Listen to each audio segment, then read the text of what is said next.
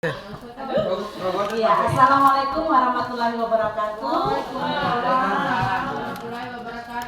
Dan selamat pagi Bapak Ibu Guru yang saya hormati. Saya pada hari ini sangat senang karena bisa berdiri di depan Bapak Ibu. Dan saya juga berterima kasih untuk waktu yang diberikan.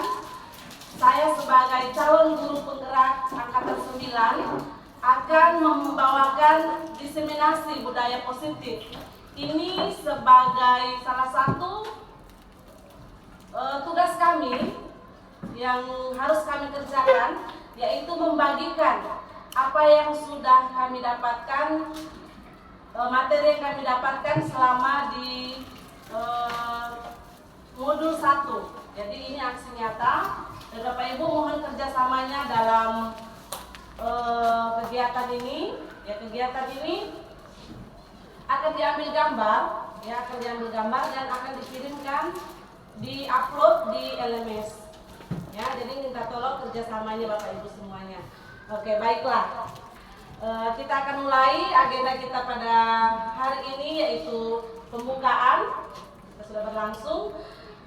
Kemudian berdoa, pemaparan materi, refleksi dan penutup.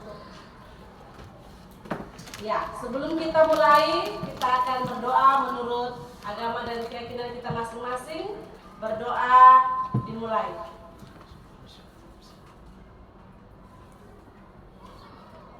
Berdoa selesai. Ya, sebelum masuk materi, saya menginginkan Bapak Ibu untuk fokus di ruangan ini. Dan saya akan membuat ice breaking. Ya, ice breaking ini selalu saya buat di kelas sebelum mulai pembelajaran atau mulai materi. Ya, saya harapkan Bapak Ibu bisa mengikuti ice breaking ini ya. Kita menganggap diri kita sebagai anak-anak sekarang. Ya, kalau saya mengatakan pagi, Bapak Ibu tepuk tangan 1 kali. Kalau saya mengatakan siang, Bapak Ibu tepuk tangan 2 kali. Kalau saya mengatakan selamat sore, Bapak Ibu akan bertepuk tangan sebanyak 3 kali. Dan kalau saya mengatakan selamat malam, Bapak Ibu tidak bertepuk tangan. Ini mengetes fokus kita. Oke, siap? Oke, baik. Kita coba ya. Selamat pagi, selamat siang, selamat sore, selamat malam. Oke, akan saya percepat. Selamat pagi, selamat sore, selamat malam. Berarti belum fokus. Sekali lagi, selamat pagi, selamat siang, selamat sore, selamat pagi, selamat siang, selamat malam. Masih ada lagi. Oke, terima kasih. Ya, berarti belum fokus, tapi tidak apa-apa. Kita berdiri dulu, coba. Kita berdiri dulu, Bapak Ibu. Sudah biasa berdiri, berdiri lagi. Ya, oke. Kita bergerak-gerak dulu sedikit ya. Oke. Macam bergerak. Tangan. Orang Punya anak Oke, kita ikuti gerakan ini ya. Gerakan borak.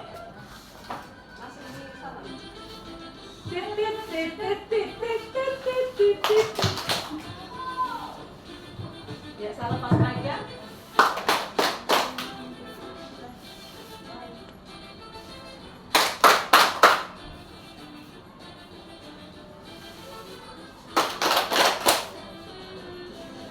Iya, silakan bergerak supaya tidak kaku.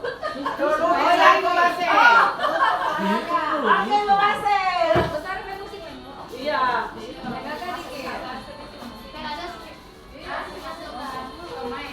Oke.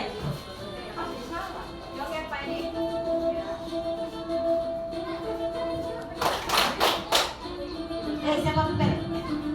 Itu dilihat.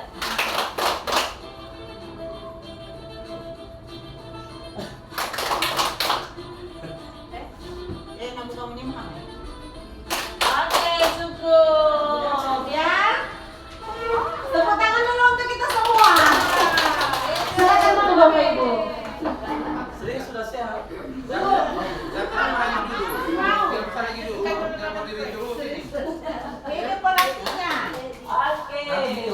itu. Sebagai materi. Ini fokus jaga kita ini harus FPI. Jangan bisa di kelas dia fokus jaga kita. Kemarin fokus satu-satu. Lemura dulu itu jatuh dia punya anu spanduknya. Payah nih. Baru pakai kerudung. Jadi kalau berapa kali kau?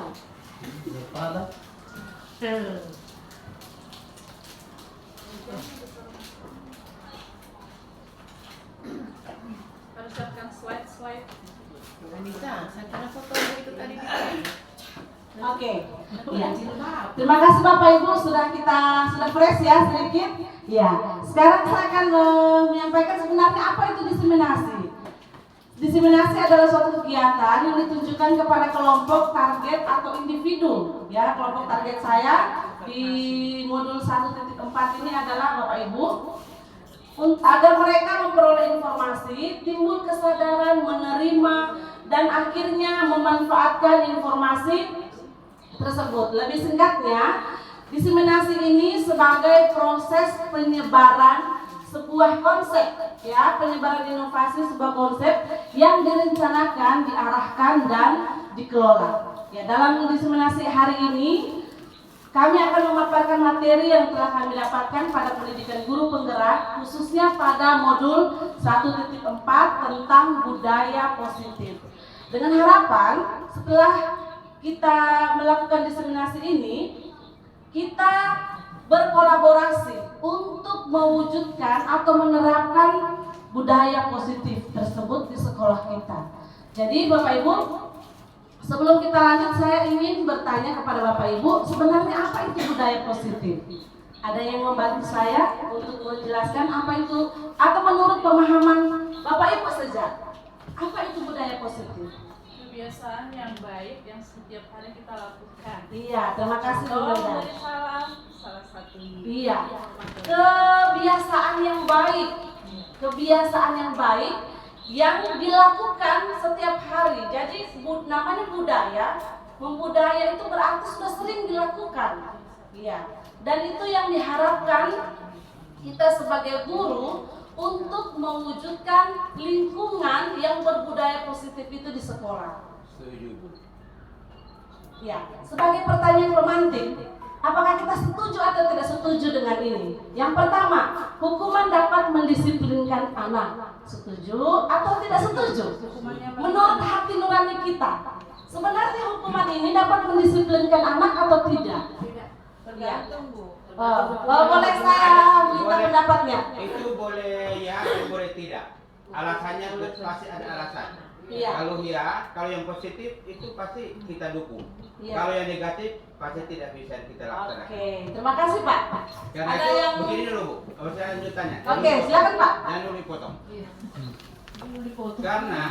Karena budaya menyambung tadi budaya kan yang Iya, positif. Iya. Berarti contoh itu kita guru. Bagaimana kita mengimplementasikan sama anak kalau kita gurunya yang tidak, etikanya tidak ada. Iya. Etikanya itu utama. Yang kedua, bagi anak-anak berarti harus yang mencontoh yang apa yang positif itu. Iya. Itu kan wajib kita sampaikan pada anak-anak. Itu positif. Oke, baik. Terima kasih Pak Wardiman. Ya, hukuman dapat mendisiplinkan anak.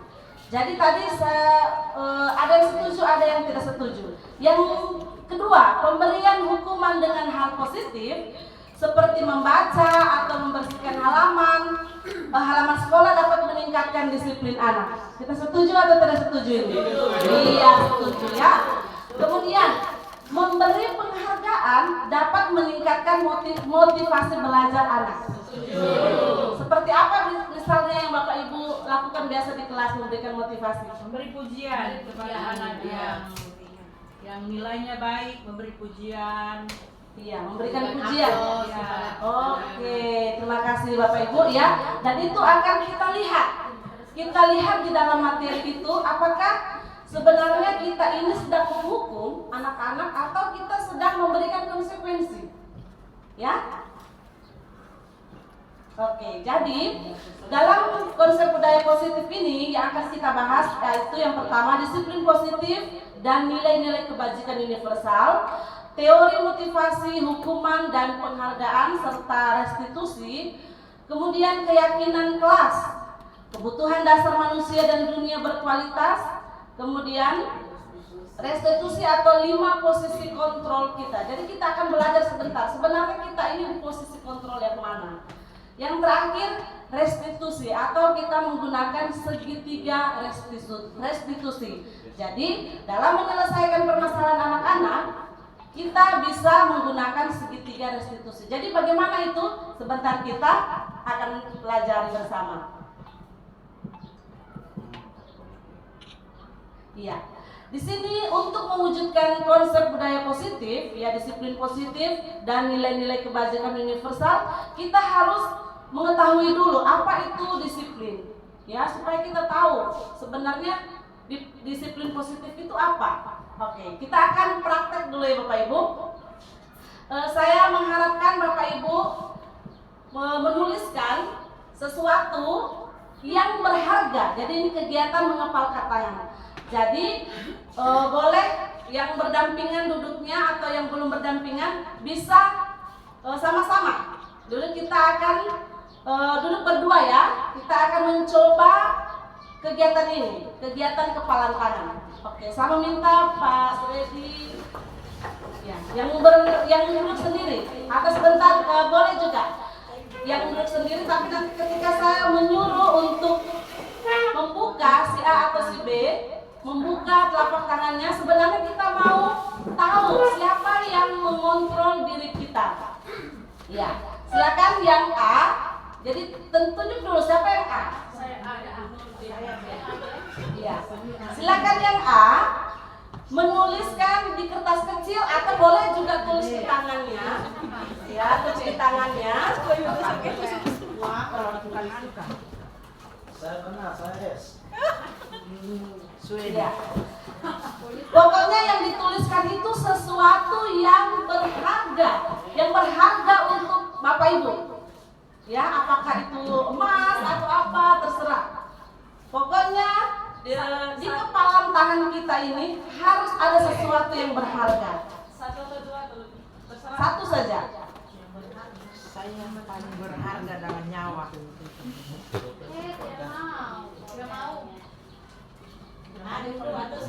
Yang A dulu, yang A. Yang A.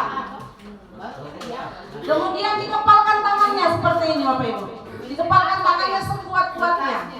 Nah, tugasnya yang B, coba dibujuk yang A itu dibuka tangannya, bentar dibujuk, dirayu, ya atau duanya. Bagaimana supaya dia mau? Kami sudah lupa merayu. Ayo saya rayu. Iya. Oke, saya persilakan yang B tadi. Ayo, coba. Dirayu, pokoknya sampai dia mau buka. Terserah. Ya, merayu, menyuap atau apa saja. Supaya dia mau buka itu. Pokoknya itu yang berharga, yang tidak bisa kita kasih sama orang. Iya, dirayu, kalau supaya dia mau buka.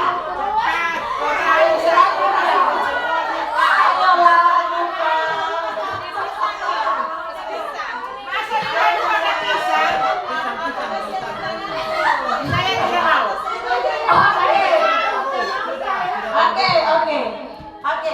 Apakah ada yang terbuka tangannya? Ada. Ada yang terbuka? Saya ambil sapunya. Ada yang mana? Oke, jadi Bapak Ibu sesungguhnya siapa yang memiliki kontrol Ya saya. yang dalam diri kita? Siapa sebenarnya? Iya, diri kita sendiri ya. Diri kita sendiri. Jadi di perubahan paradigma stimulus respon dan teori kontrol atau teori pilihan ini, kita bisa tahu siapa sebenarnya yang memiliki kontrol di dalam diri kita. Kita lihat di stimulus respon ini. Ya, kita mencoba mengubah agar orang lain berpandangan sama dengan kita. Jadi seperti tadi, buka Jo. Dan kita mau menstimulus dia, ya untuk mau supaya dia buka itu. Tetapi di teori kontrol kita bisa memahami pandangan orang lain tentang dunia. Jadi kita mungkin Bapak Ibu tadi ada yang bersedia membuka, ada yang tidak bersedia membuka. Tetapi sesungguhnya kontrol itu ada pada diri kita sendiri. Jadi di stimulus respon ini perilaku buruk dilihat sebagai suatu kesalahan. Jadi ketika orang lain berbuat buruk, dia pasti salah. Ya. Padahal kalau di teori kontrol, semua perilaku itu punya tujuan. Ya, semua perilaku memiliki tujuan. Kemudian orang lain bisa mengontrol saya kalau di stimulus respon. Jadi saya contohkan seperti ini. Ketika kita datang ke sekolah, ya, kita melihat situasi sekolah ini kotor misalnya. Kita memaksakan diri kita, sebenarnya kalau kita datang ke sekolah ini, sekolah itu harus bersih. Ya, tidak perlu lagi kita capek-capek. Akhirnya kita marah, dan sebenarnya berarti orang lain dan keadaan itu bisa mengontrol kita. Sebenarnya, Bapak Ibu, kita yang bisa mengontrol diri kita. Apakah kita itu bisa marah atau tidak bisa marah? Ya, kita saja. Jadi kita melihat situasi seperti itu, apakah kita memberikan reaksi yang berlebihan atau kita cenderung meng-cooling down diri kita. Cooling down dulu, jangan dulu meluap-meluap kita punya emosi ya seperti itu. Jadi kita bisa mengontrol diri kita untuk hal itu. Kemudian pemaksaan ada pada saat rujukan gagal. Jadi seperti yang kita katakan tadi hukuman, ya, pemaksaan ada pada saat rujukan gagal. Sebenarnya di teori kontrol itu kolaborasi dan konsensus menciptakan pilihan-pilihan baru. Jadi ketika kita melihat anak didik kita berbuat salah, sepertinya kita harus hukum dia ini supaya dia berubah. Ternyata kita harus berkolaborasi dengan dia. Ya, kita menciptakan pilihan-pilihan, kamu mau ini atau ini. Ya, kita bisa menciptakan pilihan-pilihan baru. Kemudian kalau di stimulus respon itu model berpikir menang kalah. Pokoknya kalau saya yang marah berarti saya yang menang. Dia yang diam, dia yang kalah. Begitu kan? Tapi kalau di teori kontrol, jadi kalau kita bisa mengontrol diri kita bisa berpikir menang-menang. Ya, menang-menang. Biarkan dia meluapkan emosinya, kita bisa menahan diri dulu untuk sejenak. Ya, tidak sama-sama kita panas seperti itu. Oke, baik Bapak Ibu, kita lanjutkan. Iya. Jadi disiplin positif itu, teori kontrol dan teori pilihan itu tadi menurut Dr. William Glasser. Jadi di teori kontrol itu Anda tidak bisa atau kita tidak bisa mengontrol orang lain. Jadi itu yang harus kita pahami. Hanya kita yang bisa mengontrol diri kita. Kemudian semua perilaku memiliki tujuan. Sebenarnya dia buat begitu ada tujuannya. Kenapa dia buat itu? Kemudian model berpikir menang-menang, kolaborasi dan konsensus menciptakan pilihan-pilihan baru, serta realitas atau kebutuhan kita berbeda. Jadi Bapak Ibu, semua pengalaman hidup kita itu menciptakan atau membuat kita membutuhkan apa sebenarnya yang menjadi kebutuhan diri kita.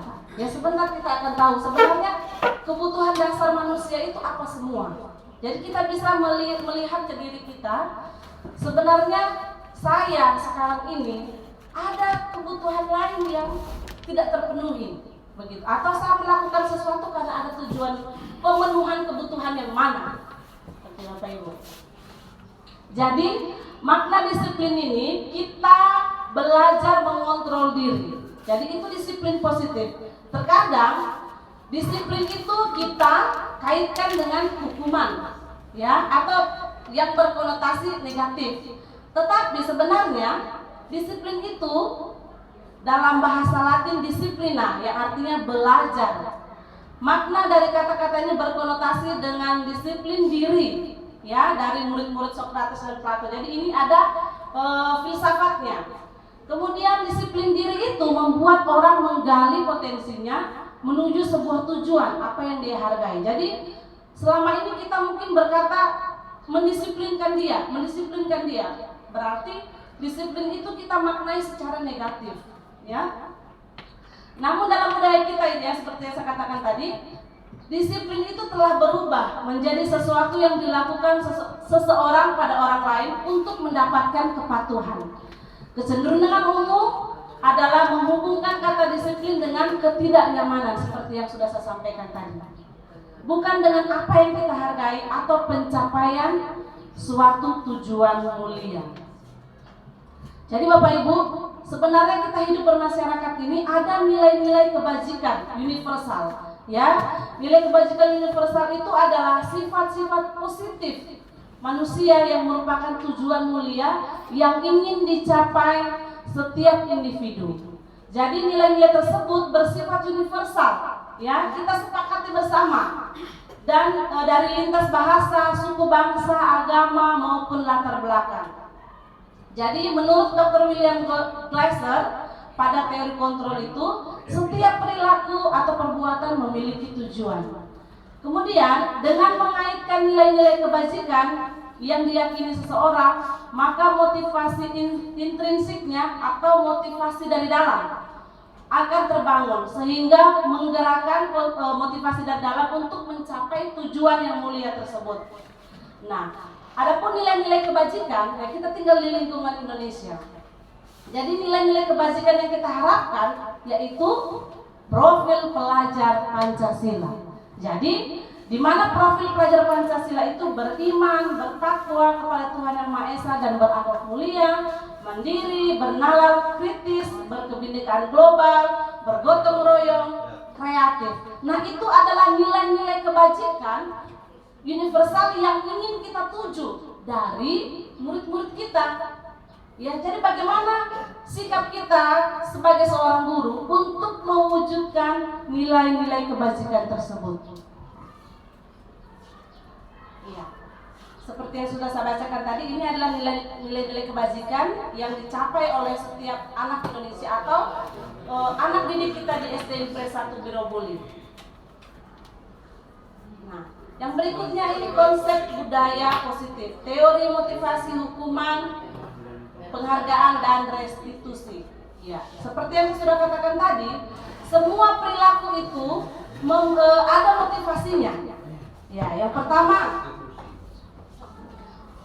untuk menghindari ketidaknyamanan atau hukuman. Jadi apa yang akan terjadi apabila saya tidak melakukannya? Misalnya murid-murid kita, ya, untuk menghindari ketidaknyamanan, dia datang ke sekolah, ya, kalau kita tanya anak-anak didik kita, kenapa kau datang ke sekolah cepat? Oh, saya takut dihukum. Begitu. Berarti itu masih ada motivasi eksternal, ya, motivasi dari luar. Karena hukuman tadi dia takut.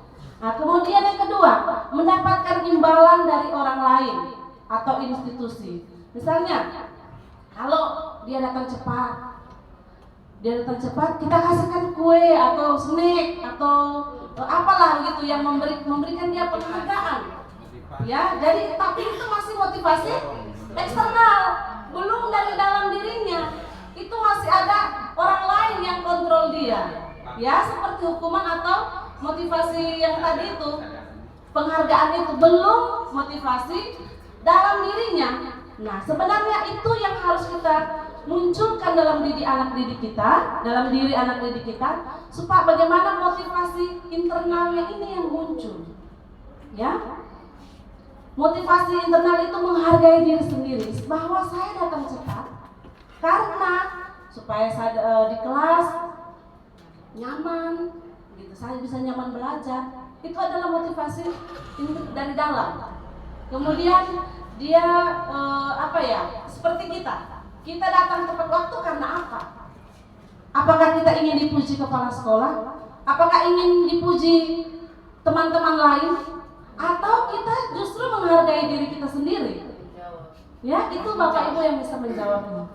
Ya, jadi kalau kita datang hanya karena ingin dilihat orang bahwa dia selalu on time datang dan lain sebagainya, berarti itu masih motivasi eksternal, ya, motivasi dari luar. Dan kalau kita melakukannya bahwa itu suatu tugas saya guru, saya akan memberikan teladan apa yang saya contohkan kepada anak-anak seperti yang Pak Wardiman bilang tadi, ya.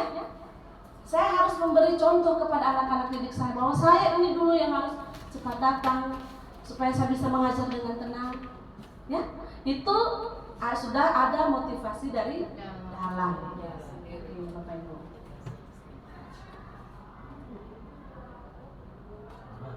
Ya.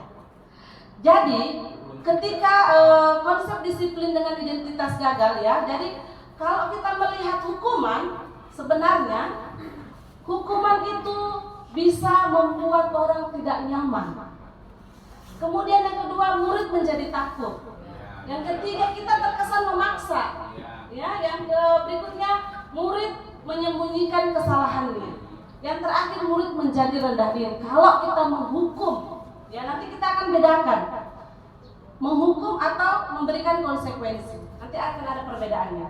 Yang berikutnya, ternyata penghargaan yang kita biasa berikan itu bisa merusak hubungan, bisa mematikan kreativitas, bisa juga menghukum tidak efektif. Jadi misalnya seperti ini, dia berbuat sesuatu, misalnya dia belajar, dia mendapatkan nilai bagus, terus kita di kelas itu selalu berikan dia kalau pujian dia mungkin kita masih masih dimaklumi, tapi kalau sudah kita memberikan, biasa kita berikan hadiah, ya baik, kita bisa memberikan hadiah biasanya. Ternyata dia buat itu bukan karena motivasi dari dalam, tetapi karena hadiah tadi itu, ya, yang akhirnya dia bisa berharap pada saat tidak diberikan, dia akan menjadi kecewa. Akhirnya mati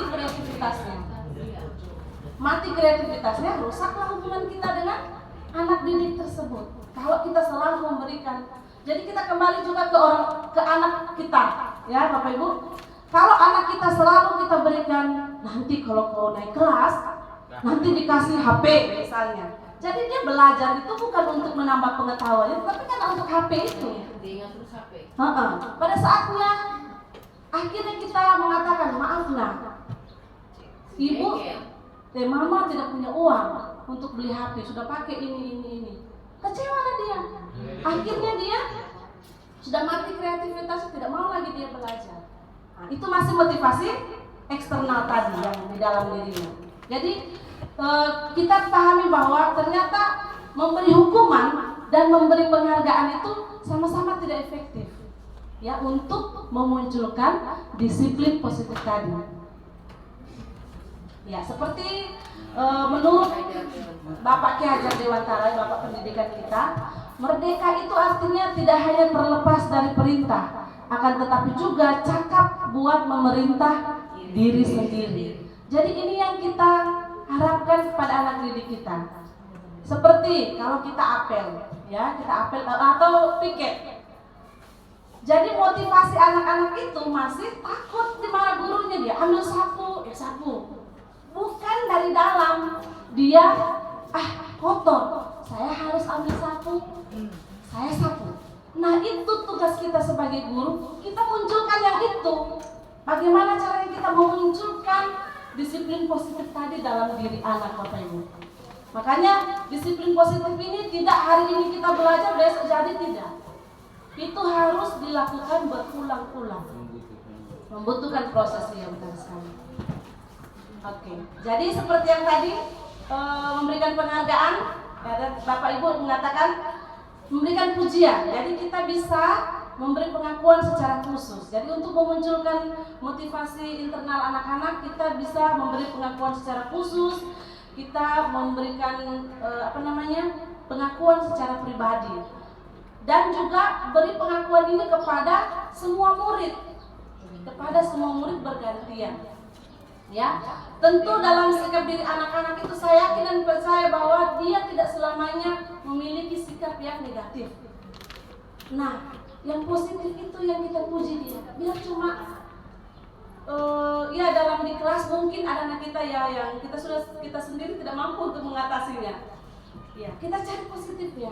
Positifnya anak itu apa? Coba kita dekati dengan memberikan dia pengakuan. Kamu begini ya, contohnya ya, seperti ini. Nah, kemarin saya perhatikan rasa empatimu besar sekali. Jadi ini nilai kebajikan yang memunculkan rasa empati itu di gotong royong ya, di gotong royong. Kita bisa mengatakan itu pada situasi pada saat menolong murid atau ada situasi lain yang terjadi di kelas Bapak Ibu. Ya, ini hanya contoh pengakuan. Jadi kita bisa menyampaikan, kamu besar sekali ya rasa empatinya. Saya yakin dan percaya bahwa, saya ulangi lagi bahwa anak didik kita itu pasti memiliki nilai sikap positif. Jadi kita jangan menjudge anak-anak kita semua negatif, semua dia punya perilaku. Kemudian saya menghargai kepedulianmu. Misalnya, ada di kelas saya itu namanya Axel. Dia dari segi pengetahuan mungkin kurang, tetapi dari segi rasa peduli, perhatiannya kepada orang lain itu dia tinggi sekali. Dan saya selalu mengatakan sama dia, terima kasih ya nak, kamu sudah bantu ibu. Saya perhatikan lagi dia membantu siapa, saya panggil lagi ya, terima kasih ya nak. Hanya itu yang bisa saya sampaikan kepada terima kasih. Dan itu mempunyai dampak yang sangat besar kepada anak-anak, bahwa dia merasa dihargai. Dia mungkin identitas gagalnya, saya ini bodoh. Mungkin dia merasakan, tapi ketika kita membangkitkan dia punya rasa percaya diri dengan mengucapkan terima kasih saja, motivasi dari dalamnya itu sudah mulai terbangun, ya. Kemudian, ya seperti yang saya katakan tadi, terima kasih. Terima kasih ini ternyata sangat besar pengaruhnya kepada orang lain. Bisa pakai bahasa Inggris ya, thank you. Ya, boleh pakai bahasa Inggris, thank you. Nah, sekarang kita akan saya meminta Bapak Ibu untuk melihat tindakan kita, ya tindakan guru. Apakah kita masuk di sini atau tidak ya? Oke. Dan kita akan menjawab apakah ini hukuman atau konsekuensi. Seperti yang saya katakan tadi, kita akan membedakan sebenarnya konsekuensi itu apa, hukuman itu apa. Ya, mencatat 100 kali dalam buku kalimat, saya tidak akan terlambat lagi. Karena terlambat sekolah. Mungkin Bapak Ibu pernah lakukan ini. Ini masuk apa? Hukuman atau konsekuensi? Hukuman, oke. Simpan ya Bapak Ibu. Lari mengelilingi lapangan basket 2 kali karena terlambat hadir di sekolah. Hukuman atau konsekuensi? Ya, ada hukuman. Jadi nanti simpan jawabannya. Murid diminta untuk push up 15 kali karena tidak menggunakan masker ke sekolah. Hukuman katanya. Menggantikan kertas teman yang telah dicoret-coret. Membersihkan tumpahan air di meja tulis karena tersenggol pada saat belajar. Murid disuruh untuk mengenakan sepatu seharian di sekolah karena tidak mengenakan sepatu hitam. Maksudnya murid disuruh untuk melepaskan sepatu, salah kata gini ya, melepaskan sepatu seharian di sekolah karena tidak mengenakan sepatu hitam. Jadi kita punya aturan kan pakai sepatu hitam. Oke. Lari mengelilingi lapangan basket 2 kali karena terlambat 10 menit untuk pelajaran PJOK. Hukuman. Oke, kita lihat jawabannya ya. Oke, yang pertama ini ternyata Bapak Ibu mencatat 100 kali itu kita berhukum. Itu hukuman. Kemudian lari mengelilingi lapangan basket 2 kali itu hukuman. Kemudian murid diminta untuk push up karena tidak menggunakan masker itu hukuman. Kemudian menggantikan kertas tugas teman yang telah dicoret-coret itu konsekuensi. Membersihkan tumpahan air itu konsekuensi. Murid disuruh tidak mengenakan sepatu seharian, hukuman karena tidak mengenakan sepatu. Ya, dia hukuman. Kemudian lari mengelilingi lapangan basket 2 kali karena terlambat 10 menit untuk pelajaran PJOK. Pelajaran olahraga. pojokkan. Nah. Jadi itu yang pojokkan. Tidak ada penelitian. Oh, oke. Tidak ada berarti tertutup ya. Ya. Ini untuk pelajaran PJOK dia konsekuensi. Karena pelajaran. Iya. Jadi, Bapak Ibu, kita bisa membedakan hukuman dan konsekuensi. Jadi, hukuman ini sesuatu yang menyakitkan harus terjadi. Tapi kalau konsekuensi, Tidak mungkin. sesuatu harus terjadi. Jadi, kalau dia melakukan sesuatu yang salah, dia harus terjadi konsekuensinya. Misalnya tadi, dia kan sudah coret, Ganti. dia harus ganti. Itu konsekuensi. Ya, kita tidak bisa menghukum yang lain. Harus ganti. Jadi perbedaannya hukuman dengan konsekuensi itu, hukuman kita itu bersifat menyakiti. Sedangkan kalau konsekuensi itu akibat tindakannya. Tidak mungkin kan tidak ada kaitannya. Dia coret buku temannya baru kita suruh dia lari keliling atau bersihkan WC.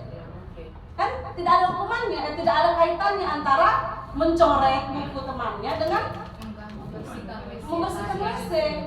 Jadi konsekuensi itu yang berkaitan dengan perilakunya. Makanya dibilang dia harus terjadi karena dia melanggar. Kemudian membuat anak sakit fisik atau hati untuk jangka waktu yang lama, Bapak Ibu. Jadi kita tahu bahwa ketika kita menghukum anak-anak, mungkin kita tidak lihat dampaknya sekarang, tapi itu dia ingat terus. Kemudian kalau di konsekuensi membuat anak merasa tidak nyaman dalam waktu yang pendek, mungkin dia kalau dia mencoret, aduh saya mau ganti, bagaimana saya minta sama mamaku ini uang, bagaimana saya harus mengganti, meminta maaf sama teman itu, ya. Tapi dia sadar bahwa nanti suatu saat jangan dia buat itu, ya. Kemudian kita kalau hukuman itu bersifat memaksa, sedangkan konsekuensi itu stimulus atau kita merangsang tanggapannya dia bagaimana. Kemudian mendorong anak menyakiti diri sendiri, sedangkan konsekuensi mendorong anak agar mudah menyesuaikan diri. Yang berikutnya, hukuman membuat konsep diri anak menjadi buruk, sedangkan konsekuensi membuat konsep diri anak menjadi baik. Anak belajar untuk menyembunyikan kesalahannya. Yang berikutnya, kalau konsekuensi itu anak belajar untuk mematuhi peraturan. Terus hukuman itu bisa menimbulkan rasa marah, rasa bersalah, dipermalukan dan merasa tidak dihargai. Kemudian kalau konsekuensi itu kehilangan hak, dibuat tidak nyaman atau diasingkan untuk sementara, itu untuk jangka waktu yang pendek. Misalnya di dalam kelas anak-anak kita bermain, ya tidak mungkin kita keluar saja kau lari di lapangan. Tetapi kita bisa mencari, kalau kau bermain, silakan gantikan saya di depan. Itu konsekuensi. Gantikan ibu guru di depan. Karena kau cuma bermain di situ kan? Ya, tentu kita menggunakan bahasa-bahasa yang positif, ya. Ya. Kemudian ini ada identitas gagal. Kalau kita menghukum anak-anak, ya, dengan identitas sukses. Jadi kalau kita menghukum, kita sedang menciptakan identitas gagal. Sedangkan kalau kita melakukan konsekuensi dan restitusi, kita bisa mewujudkan anak-anak kita menciptakan identitas sukses. Jadi dia bisa menghargai dirinya sendiri dan orang lain, yaitu konsekuensi dan restitusi. Ya Bapak Ibu, ini sama seperti yang tadi. Jadi ini negatif, ini netral ya. Tapi kalau kita melakukan restitusi ini, kita akan menciptakan identitas yang positif kepada anak-anak. Ya, apa itu restitusi? Sebentar kita Bapak. Ya, itu yang kita pelajari. Oke, sekarang konsep budaya positif yang berikutnya, keyakinan kelas. Keyakinan kelas. Jadi Bapak Ibu, keyakinan kelas ini adalah nilai-nilai kebajikan atau prinsip-prinsip universal yang disepakati bersama, lepas dari latar belakang suku, negara, bahasa maupun agama. Itu menurut Gosen. yaitu suatu keyakinan akan lebih memotivasi seseorang dari dalam. Jadi keyakinan kelas ini akan membuat anak-anak memunculkan motivasi dari dalam. Terus anak-anak lebih bersemangat menjalankan keyakinan itu daripada hanya sekedar mengikuti peraturan. Ya, itu keyakinan kelas. Nah, kemudian bagaimana kita membentuk keyakinan kelas? Jadi Bapak Ibu, keyakinan kelas ini bersifat abstrak ya, daripada peraturan. Jadi peraturan itu dia seperti dilarang membuang sampah pada tempatnya, itu peraturan. Ya. Sedangkan kalau keyakinan itu dia tahu, dia sadar bahwa membuang sampah itu tidak bagus, membuang sampah sembarangan itu tidak baik. Nah, itu dia sadar. Nah, kalau kita bilang dilarang membuang sampah, itu seperti berkesan menakut-nakuti, dilarang, begitu ya. Tetapi kalau kita membuat keyakinan kelas, ya kita bisa memunculkan motivasi internal tadi. Ya, kemudian keyakinan kelas ini jangan terlalu banyak sehingga dia mudah diingat oleh anak-anak. Kemudian semua kelas, warga kelas sebaiknya ikut berkontribusi. Jadi Bapak Ibu, kemarin saya sudah melakukan ini. Jadi saya meminta kepada anak-anak untuk membuat peraturan, ya, membuat peraturan. Jadi mereka bilang dilarang membuang sampah, dilarang ini, dilarang itu. Jadi kemudian diubah menjadi kalimat positif, di mana kata dilarang itu dihilangkan. Jadi datang tepat waktu misalnya, kemudian menjaga kebersihan kelas, kemudian mengucapkan salam, atau saling menghargai. Kan kalau kita dilarang berkelahi, dilarang, jadi terkesan tidak dia takut begitu. Tapi kalau kita mengatakan kita harus saling menghargai, itu lebih responnya anak-anak itu lebih bagus. Sedangkan kita saja orang dewasa mendengarkan kita harus saling menghargai, ketimbang jangan berkelahi, jangan baku bantah. Pasti ketika ada orang yang baiklah kita saling menghargai, Bapak Ibu, saling menghargai. Jadi kita seperti apa ya, sampai di dalam itu disentuh kalau kita mengatakan menghargai, ya. Oke. Jadi nanti berikutnya saya akan mengajarkan Bapak Ibu bagaimana membuat keyakinan kelas di dalam kelasnya Bapak Ibu masing-masing. Karena itu adalah tugas aksi nyata saya yang berikutnya. Ya, kita bisa menggunakan tabel T dan Y. Jadi tabel T ini tampak seperti, tidak tampak seperti. Misalnya kalau kita mengatakan keyakinan kelasnya datang tepat waktu, bagaimana kita melihat dia? Berarti dia datang tidak terlambat, ya, datang tepat waktu, tidak terlambat. Kemudian tidak tampak seperti dia ini sering hadir terlambat. Jadi kalau tabel T itu Bapak Ibu, kita bisa membedakan yang seharusnya dia lakukan dengan seperti yang kalau dia tidak melakukannya dia seperti ini, gitu Bapak Ibu. Kemudian yang selanjutnya itu tadi tabel T, tabel Y. Jadi nanti akan saya lakukan berikutnya lagi. Kemudian kita melihat apakah itu peraturan atau keyakinan kelas. Ya. Ini selalu kembalikan buku ke tempatnya. Keyakinan kelasnya apa? Coba kita merangkai sebuah kata. Selalu kembalikan buku di tempatnya. Apa keyakinan yang harus kita munculkan sama anak-anak? Jadi kalau dia selalu mengembalikan buku di tempatnya, berarti anak itu apa? Disiplin, tertib. Ya, itu keyakinan kelas. Kemudian dilarang mengganggu orang lain. Keyakinan apa? Nanti akan kita lihat. Dilarang mengganggu orang lain. Seperti yang saya bilang tadi, ya, saling menghargai. Kemudian hadir di sekolah 15 menit sebelum pembelajaran dimulai. Apa keyakinan? Ya, disiplin atau tepat waktu. Dilarang melakukan kekerasan. Dilarang menggunakan narkoba. Apa? Disiplin. Pergantian atau menunggu giliran. Disiplin. Menggunakan masker. Jangan Jangan berlari di kelas atau koridor. Tertib. Oke, coba kita lihat ya. Oke. Selalu kembalikan buku di tempatnya itu ternyata bertanggung jawab. Dilarang mengganggu orang lain itu sama dengan menghormati orang lain. Kemudian hadir di sekolah 15 menit sebelum pembelajaran dimulai. Menghormati orang lain bisa, berkomitmen juga bisa. Dilarang melakukan kekerasan. Keselamatan bisa, menghormati orang lain juga bisa. Kemudian dilarang menggunakan narkoba.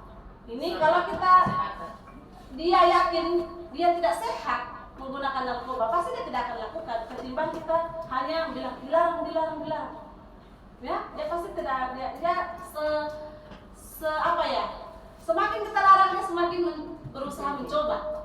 Gitu ya Pak Ibu. Tapi kalau kita langsung kepada keyakinannya, kita katakan tidak sehat, jaga kesehatanmu, dia pasti akan berpikir 1000 kali untuk menggunakan narkoba.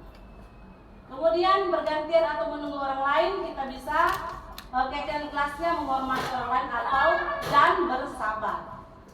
Kemudian menggunakan masker, ini kesehatan dan juga untuk keselamatan orang lain. Jadi bukan hanya kita yang selamat, orang lain juga selamat ya. Kemudian jangan berlari di kelas atau koridor, ini bisa keyakinan kelasnya keselamatan dan keamanan. Oke. Jadi di awal tadi saya sudah sampaikan bahwa semua perilaku kita atau anak-anak didik kita itu semua mempunyai tujuan. Ya, tujuan untuk memenuhi kebutuhan dasarnya. Apa kebutuhan dasar manusia ya, seperti yang saya katakan tadi. Ya, semua dilakukan untuk mendapatkan apa yang diinginkan. Jadi ini, kebutuhan dasar manusia ini ada ini. Kasih sayang, penguasaan, kesenangan, kebebasan. Ya, jadi kebutuhan dasar kita ini ada 4 ini. Jadi perilaku kita sebenarnya sedang mencerminkan kita itu membutuhkan apa. Gitu Bapak Ibu. Ya, yang terakhir belum terakhir, kedua dari terakhir ya. Sudah melihat Pak Sawah. Sudah yang terakhir. Oke, jadi yang berikutnya 5 posisi kontrol. Jadi Bapak Ibu, kita akan melihat diri kita. Sebenarnya kita ini sedang di mana? Ya, saya pun ketika belajar ini saya berkaca, saya di mana? Ya, Bapak Ibu. Oke. Ini posisi kontrol. Posisi kontrol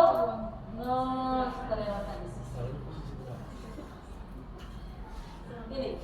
Posisi kontrol kita yaitu posisi kontrol seorang guru itu ada penghukum, ada pembuat rasa bersalah, ada teman, ada pemantau, ada manajer. Jadi saya akan memutarkan video ya Bapak Ibu. Kita akan melihat kita di mana.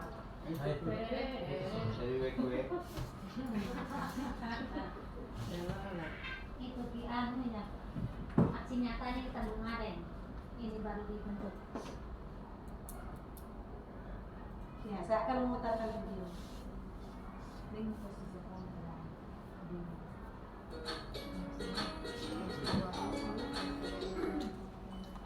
Salam bahagia Ibu dan Bapak guru hebat. Dalam penerapan disiplin positif restitusi, salah satu program yang dikembangkan adalah 5 posisi kontrol. 5 posisi kontrol dalam restitusi adalah proses perjalanan seorang pendidik agar dapat mengenali dirinya.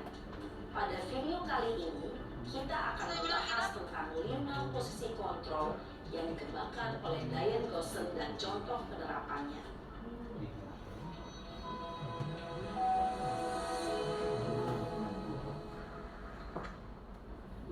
Posisi kontrol itu adalah 1.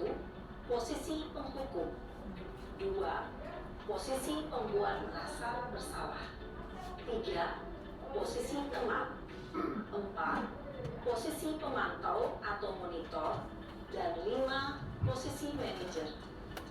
Untuk lebih memahami kelima posisi tersebut, mari kita saksikan kasus Naren yang terlambat hadir 20 menit di sekolah dan melihat bagaimana bagaimana kelima posisi kontrol dalam menghadapi masalah tersebut.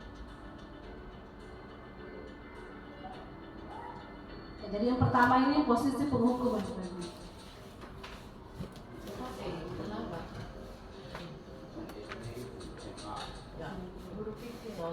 Ibu sering. Ya. Woi. Kamu baik baik. Sini kamu. Siapa yang sering di sekolah ini? Selalu terlambat. Kamu deh, pasti terlambat. Maaf Bu, saya Apa? Apa coba? Alasan kamu apa lagi? Kapan sih kamu tidak terlambat? Malas sekali ya kamu jadi anak. Dasar pemalas. Gak kapok-kapok sih kamu. Sudah berapa kali terlambat? Sana, kamu keliling lapangan basket 2 kali. Kenapa saya harus keliling lapangan basket Bu? Kenapa? Kamu melawan ibu. Berani-beraninya jawab. Sudah terlambat, masih berani jawab pula. Sekarang, keliling lapangan basket 5 kali sekalian. Biar kapok. Cepat. Pergi sana ke lapangan basket. Posisi penghukum biasanya berbicara dengan nada tinggi, menghardik, menunjuk-nunjuk, menyakiti, dan menyindir. Hukuman bisa berupa fisik maupun psikis. Ibu dan bapak guru hebat. Dampak yang terjadi pada murid ketika guru berada pada posisi penghukum adalah murid cenderung akan memberontak, bahkan menyimpan dendam.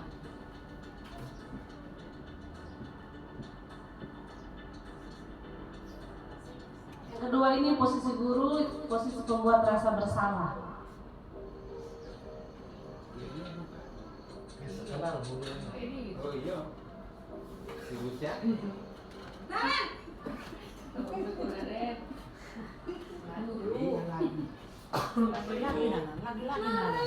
Naren. Kamu kenapa terlambat lagi, Nak?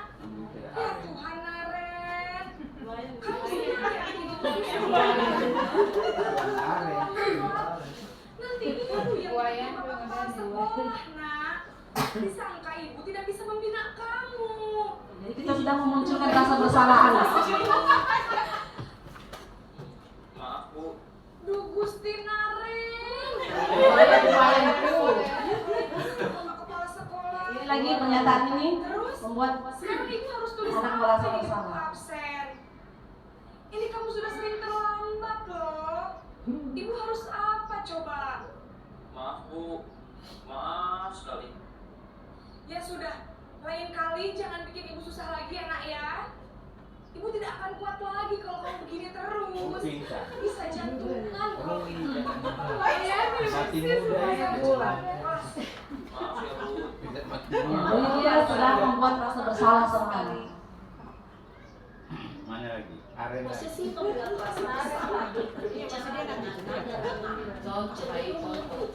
Namun kata-kata yang digunakan membuat murid merasa menjadi orang yang gagal, memandang buruk dirinya sendiri, merasa tidak berharga, dan tidak sanggup membahagiakan orang lain.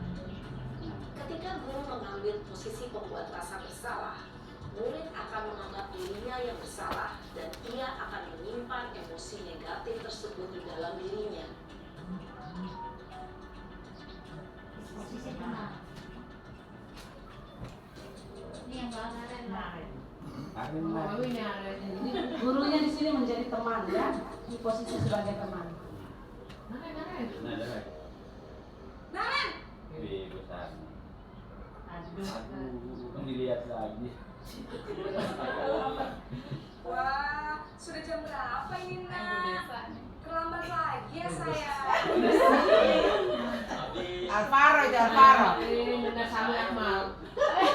Kamu malah menyalahkan ibu kamu. Kamu bukannya anak yang larinya paling kencang. Kok terlambat sih?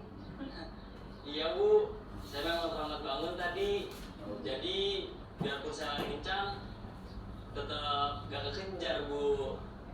Ya sudah sana. Nanti lain kali larinya lebih kencang lagi ya. Biar gak terlambat lagi. Bikin seneng ibu. Demi ibu. Bisa kan? Bisa lah, Bu. Sudah bisa masuk sekolah. Ibu beresin urusan absen kamu. Kamu ini ada-ada saja.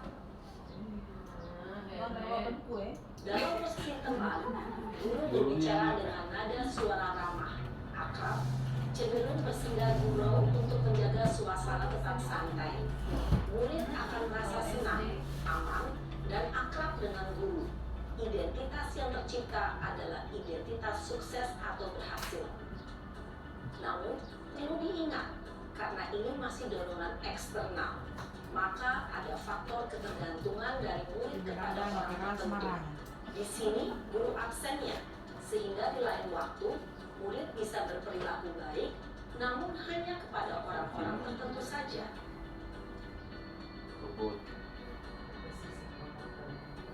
Yang keempat, posisi pemantau atau monitor. Arena.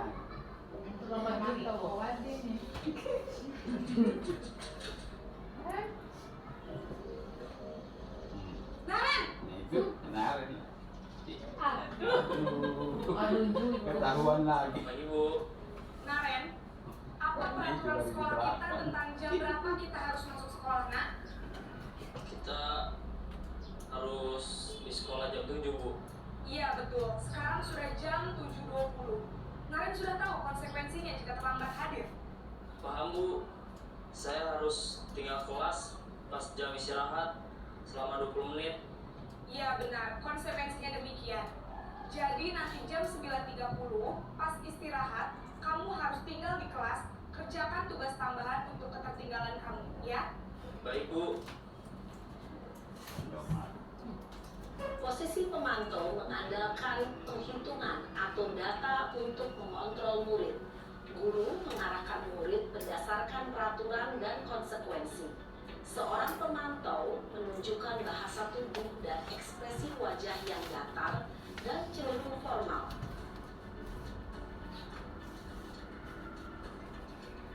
Yang terakhir, posisi kontrol sebagai manajer.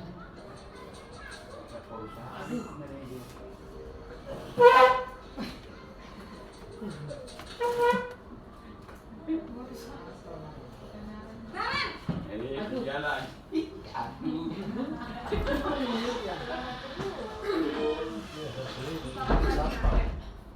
Maaf, Bu. Saya terlambat. Iya, sekolah masuknya jam 7, sekarang sudah jam 7.20. Jadi sekarang bagaimana ini, Naren? Maaf, Bu. Saya lupa setel alarm saya semalam. Baiklah, menurut kamu, keyakinan sekolah yang mana yang perlu kamu tingkatkan? Menghargai diri sendiri dan orang lain mungkin ya, Bu. Setuju. Jadi, apakah Naren meyakini prinsip saling menghormati tersebut? Iya, Bu. Saya meyakininya. Apakah Naren bersedia memperbaiki masalah keterlambatan ini? Bersedia, Bu. Bagaimana kamu akan perbaiki masalah keterlambatan ini? Saya akan coba untuk tidak lupa menyetel alarm saya, Bu. Baik, kalau Naren lupa menyetel, ada orang yang kira-kira bisa bantu mengingatkan tidak? Ada, Bu. Kakak saya, Kak Emma. Ada lagi selain Kak Emma? Selain Kak Emma, ada ibu saya. Baik, jadi yang mengingatkan Naren adalah Kak Emma dan ibu kamu ya? Kira-kira akan mulai setel alarm kapan nih, Naren?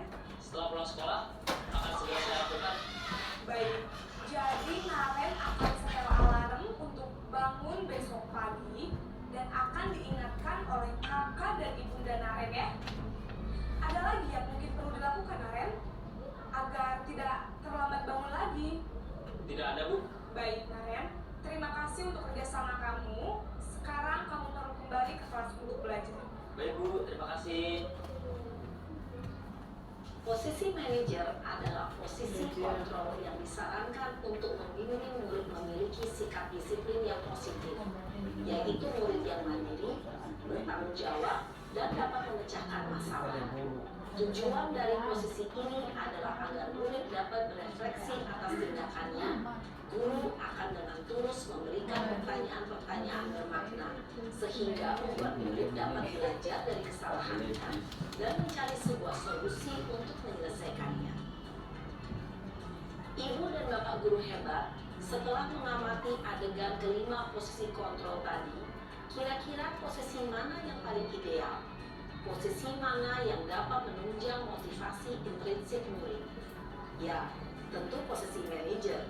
Posisi ini memang posisi ideal yang ingin dituju setiap pendidik.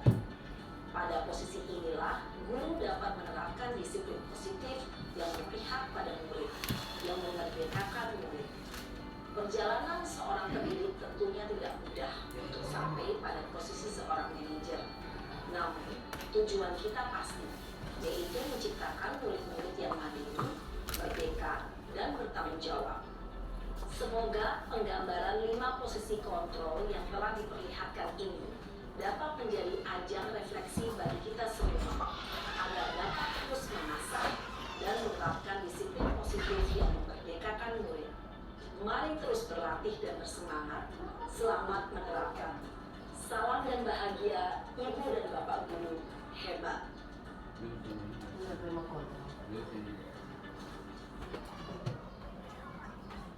Iya, Bapak Ibu.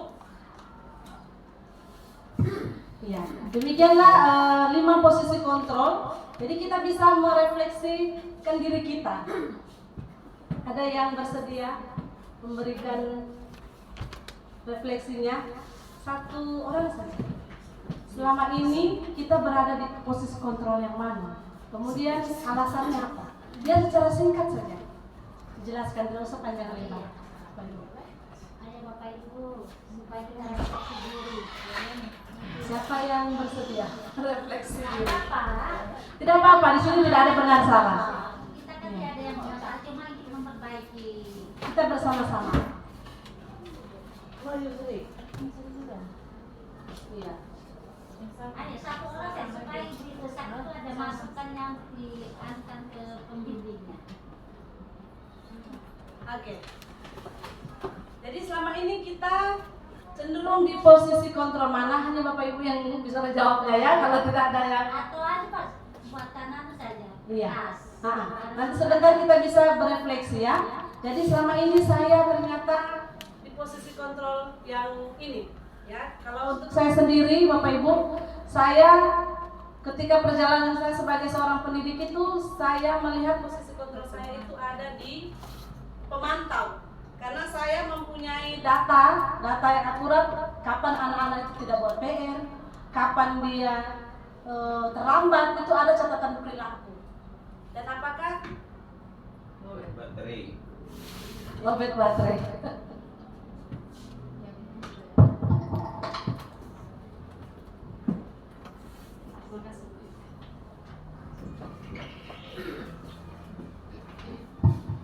Ya, jadi selama ini saya merasa saya masih di posisi kontrol sebagai pemantau, ya pemantau. Dan mungkin Bapak Ibu sudah ada, mungkin sudah melakukan semuanya, ya. Atau secara tidak sadar mungkin sudah berada di manajer sebenarnya, ya. Yang itu yang akan kita bahas di segitiga restitusi. Jadi Bapak Ibu, segitiga restitusi ini adalah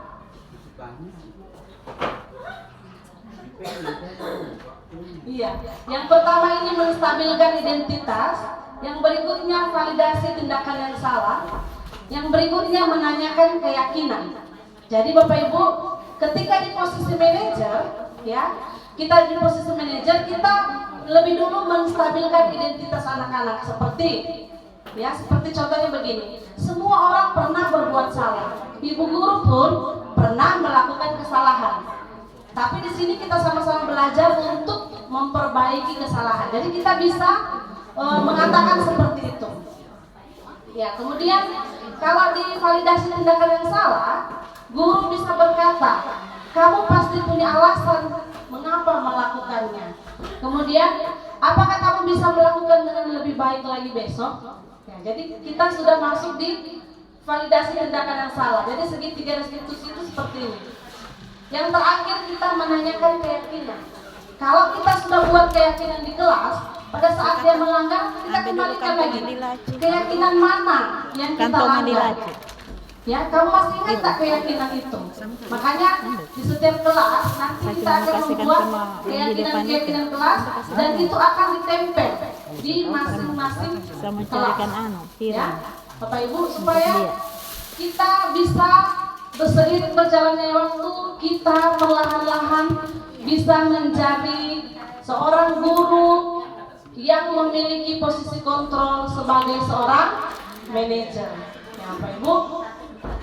Nah, untuk yang ini sudah bagian terakhir, jadi saya ingin Bapak Ibu merefleksikan lagi apa hal baru yang Bapak Ibu dapatkan hari ini. Kemudian perasaan apa yang muncul selama mengikuti kegiatan ini. Kemudian saya akan menjadi guru yang seperti apa. Jadi tolong saya minta tolong satu orang saja secara singkat.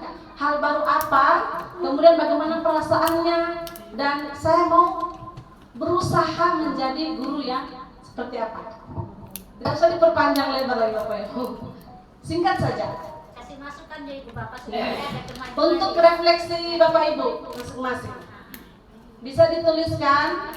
Ya, bisa dituliskan. Ini mungkin pertanyaan pemantiknya supaya saya bantu pertanyaan pemantiknya. Dari kelima tadi posisi kontrol itu, kira-kira menurut Bapak Ibu penting enggak, masih bisa enggak itu posisi guru sebagai pengukur? Misalnya kelebihannya apa kekurangannya.